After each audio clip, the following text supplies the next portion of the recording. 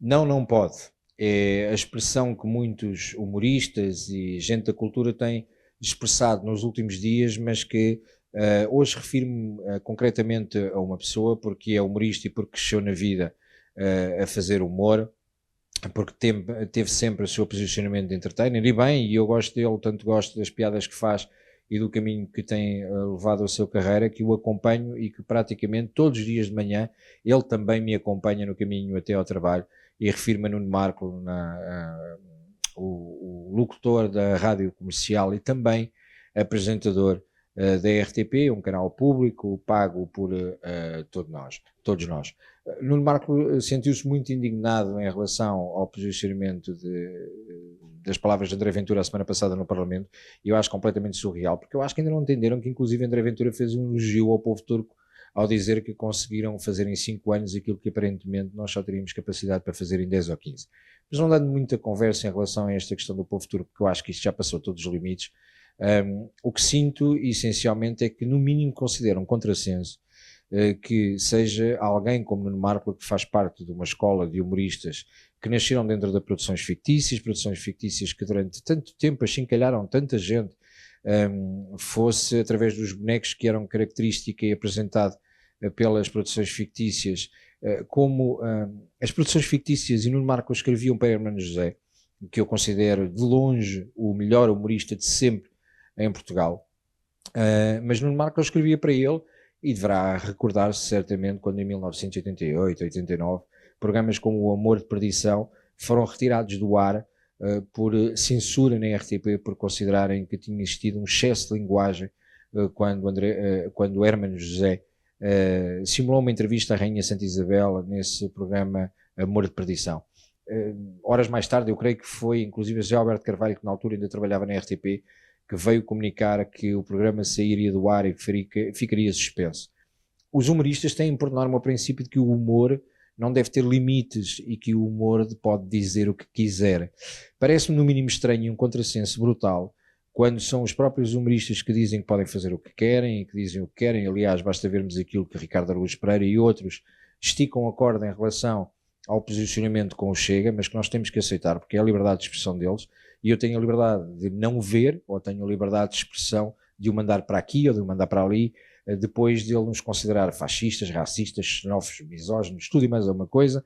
de gozar com tudo e mais alguma coisa, e nós temos que aceitar porque é a liberdade de expressão dele, e eles terão que aceitar a nossa liberdade de expressão também. Mas ainda me parece mais atroz o posicionamento de Nuno Marco, quando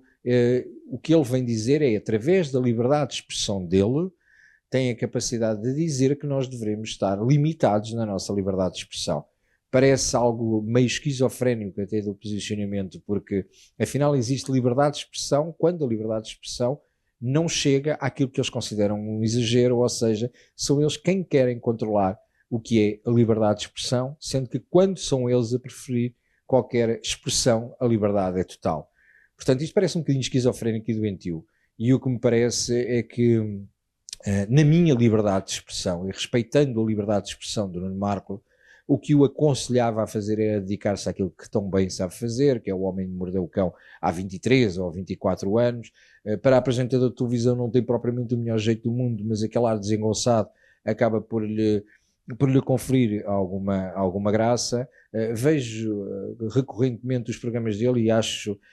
que tem alguma piada na forma como faz. Nos programas da rádio acompanho bastante e acho que tem muito jeito para isso, mas que se dedica àquilo que tem de facto que fazer, porque esta tentativa de limitar a liberdade de expressão através daquilo que ele considera que é a liberdade de expressão dele parece meio esquizofrénico, e se ele próprio se caracteriza como determinados adjetivos que eu não vou preferir aqui porque são os adjetivos que ele refere e que ele prefere em relação a ele próprio, eu não os vou fazer, porque a minha liberdade de expressão também leva ao respeito e faz com que eu tenha algum respeito por ele, e não gostava de perder o respeito que tenho pela figura, apesar de não o conhecer pessoalmente e também não fazer intenções de o conhecer. Prefiro manter esta imagem da voz que está por trás do rádio e que eu considero que faz um trabalho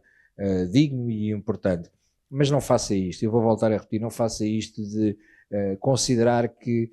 são eles agora os medidores da liberdade de expressão e de nos tentarem castrar com a opinião e da forma como devemos falar, porque o dia que os deputados, sejam eles quem forem, seja de que partido for, estiverem limitados à sua liberdade e à forma como se expressam dentro da Assembleia da República, aí sim temos um problema grave da liberdade de expressão, de limitação à liberdade de expressão e de atropelo, inclusive, à democracia. Portanto, o que eu aconselhava Nuno Marco a fazer é o que já disse: dedique-se àquilo que faz bem e não tente subverter os valores da liberdade de expressão, dizendo com a liberdade dele que eu não posso expressar a minha, porque isso não faz sentido e é quase uma notícia como que o homem a morder o cão. Deixe de brincadeiras, porque este é um assunto muito sério e quando a liberdade estiver condicionada, então teremos um problema muito grave. E como já disse uma vez,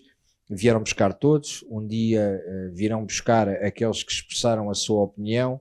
o que fará que quando nós desaparecermos, será ao Nuno Marco que irão buscar também da forma como tantas vezes se expressa na televisão. Deixe disso porque está a entrar num caminho bastante, mas bastante perigoso.